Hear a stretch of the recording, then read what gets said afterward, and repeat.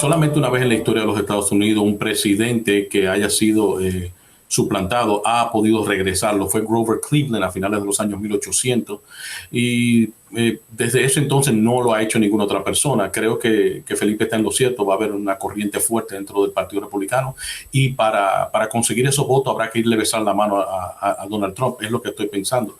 Porque no creo que en verdad, sí, porque él tiene ese airecito de medio hombre de mafia, hombre de la familia, de la Cosa Nostra también, no podemos engañar. Pero sé que hay un grupo de jóvenes que están dentro del Partido Republicano que quieren regresar a una política importante de gran influencia alrededor del mundo, que se han visto como si se quiere, como entidades políticas reales y formales, y entre ellos está Marco Rubio, que va a representar los latinoamericanos que están de esa tercera generación que vienen ya abriéndose espacio. Miren, para el año 2060 seremos 111 millones de latinoamericanos en Estados Unidos. En la actualidad, 84 de cada 100 empresas que se crean en Estados Unidos son creadas por latinoamericanos o descendientes de latinoamericanos. Nosotros ya pasamos a ser, después de una tercera generación, y nos está pasando con los dominicanos también, pasamos a ser parte de la membrana o del tejido de los Estados Unidos, del tejido de América. Es decir, tú vas a Nueva York y le preguntas en el pequeño Italy, tú le preguntas a cualquiera que viva por ahí de dónde tú eres y nunca te van a decir que son de Nueva York, te van a decir I'm Italian, soy italiano. Si vas a Boston te encontrarás que te van a decir que son irlandeses. I'm Irish, te lo van a decir muy claramente. El dominicano ya entró a eso que mira, nosotros somos 2 millones en el país.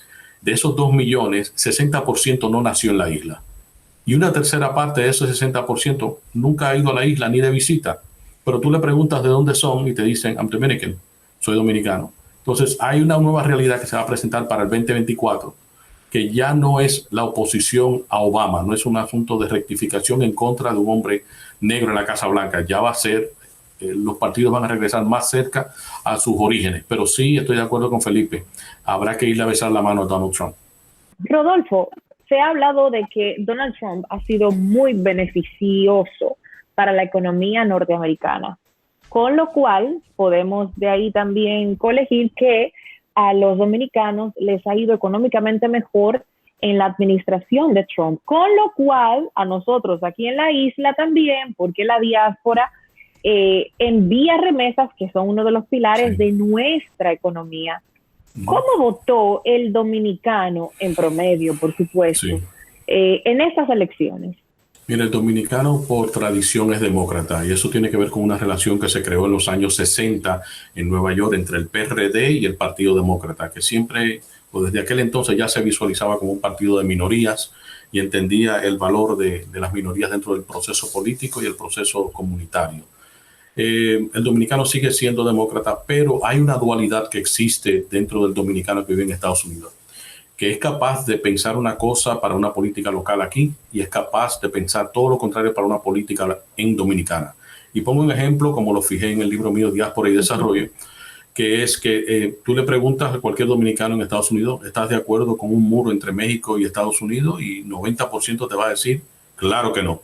Eso es insólito, eso es una demostración contra los inmigrantes, en fin, una historia muy larga. Le preguntas eso mismo, si tú crees que puede tener un muro entre República Dominicana y Haití, y de un momento a otro su respuesta se revierte.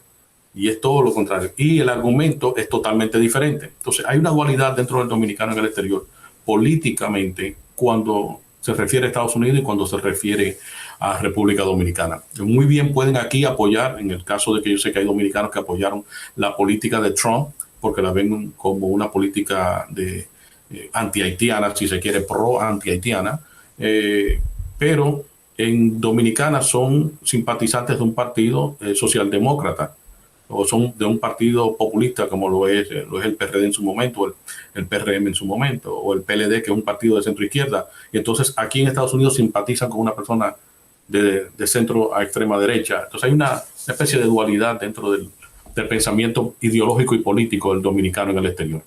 En lo referente a la remesa y el crecimiento económico del dominicano en el exterior, te puedo decir que los impactos económicos no florecen de un día para otro. Es como el presidente Trump en su momento dijo, yo he aumentado por tanques y por aviones y el crecimiento de nuestras Fuerzas Armadas.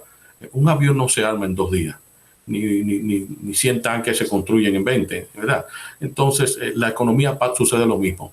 Él recibió o heredó, si se quiere, el crecimiento pujante que tenía la economía que planteó el presidente Obama de la recuperación, y él siguió montada sobre ella. Él hizo una pequeña corrección. Y la pequeña corrección fue aligerar a las grandes empresas y empresarios el componente fiscal para que fueran beneficiados y hubiera más reinversión, si se quiere.